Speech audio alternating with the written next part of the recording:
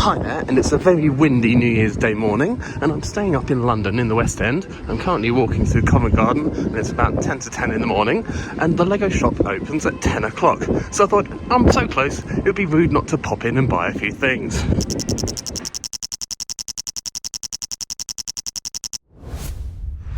So here's the amazing Covent Garden Christmas tree in a large wooden bucket.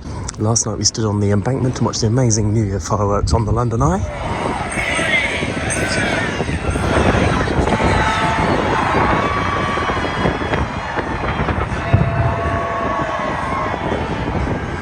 We had a busy but short walk back to our hotel and some very late night food, and now the streets are a lot emptier than they were last night. So here we are at a very windy Leicester Square. I'm not quite sure how the audio is going to come out. I can see the Lego shop in the distance there.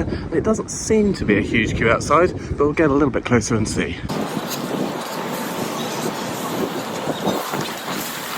And I was completely mistaken, there is a huge queue outside.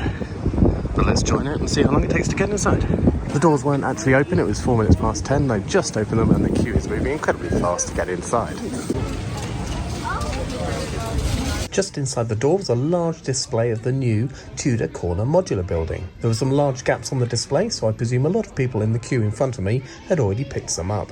But I'd ordered mine online in the early hours of the morning at lego.com, so I wasn't here for one of those. Upstairs there were some people scanning barcodes on the new collectible minifigure series, and there were lots of people walking around with Tudor corners under their arm. They had the new Blacktron set on display, which is very cool looking, but I think a little bit too yellow to be a Blacktron set, and I don't think it's one that I'm going to be picking up myself. To one side they had a life-size Lego Winter Village post office, and inside they had a brick-built Father Christmas looking after some brick-built letters. Dotted around they had their usual excellent displays. In one corner there was Voldemort and Bellatrix Lestrange, and their huge brick-built London bus had a Happy New Year message on the front. Since the last time I visited the store a few years ago, they've added a new Gringotts Bank next door to Big Ben, and there were brick-built versions of all the main Harry Potter characters. Now, I've always been a sucker for minifigures wearing Christmas jumpers. They usually come in the Lego Advent calendars, and I noticed that this year they turned the Darth Vader and Stormtrooper Christmas jumpers into plush toys.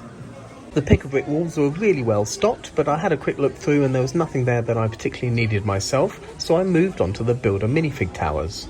There were lots of parts in the Builder minifig stations which I didn't recognise, so after a quick Google search I found an image on Reddit of all the new minifigures, and I managed to make all 7 of them. But the main reason I was there was for the 20 new Lego City sets that had been released. After my video that I made about it a few weeks ago, I definitely had to pick up the new modular galactic spaceship. I grabbed one of the lifeguard trucks, which is going to be part of a modification video coming out very soon. And then I bought some of the new Formula 1 sets. I actually bought 3 of the McLaren set, again for a future modification video. I bought the F1 garage, which comes with the Mercedes and Alpine cars. I wanted to get the F1 starter grid set, but found out it hasn't been released yet. So instead I got the F1 pit stop set, which comes with a Ferrari. And then lastly for F1, I got the 4 Plus set. And you'll have to bear with me on this one, because although the cars don't look as good, this is for a future modification video. Then just as I was about to pay, I had a bit of an impulse buy. I got the new Soapbox race car ramp, partly because the hot dog and the toilet cars look so cool, but also because the ramp piece at the bottom has never been made in dark grey before. And I've got a great idea for a video of what that piece could be used for. A quick shout out to Liam who served me and got me my gifts with purchase. So I grabbed my bag and left the store. It was now about 11:30 and there wasn't a queue outside, but there was a steady stream of people going in.